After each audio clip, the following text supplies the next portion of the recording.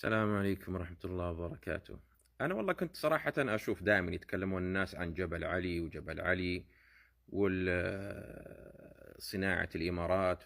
طبعا أنا شريت هذه الشربة في بداية رمضان، كويكر، ولا أخذتها ترى من الأماكن اللي عليها التخفيضات ولا عليها زي الصالات اللي يقول لك مثلا صالة اقتصادية وغيره وغيره. لا والله أخذتها من محل يعني لا عليه لا عروض ولا عليها أي شيء. طبعا كانوا يوروني الكود هذا اللي يقول لك يبدأ فيه 629 اللي هو الإمارات، صناعة الإمارات. والله بكل أمانة إحنا كل سنة نشتري كويكر.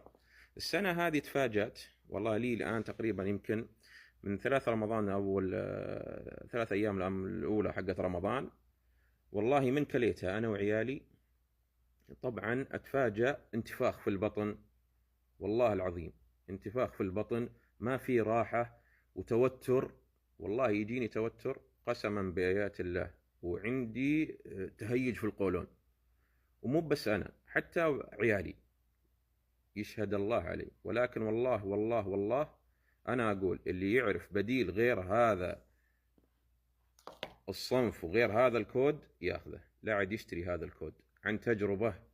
وأنا على ما أقول شهيد، لا حد ياخذه والله العظيم، للأسف. وللأسف من دخله لنا هنا، اي والله انا تضررت منه، يشهد الله علي. لا تاخذونه يا جماعة، لا تاخذونه، حسبي الله ونعم الوكيل فيهم.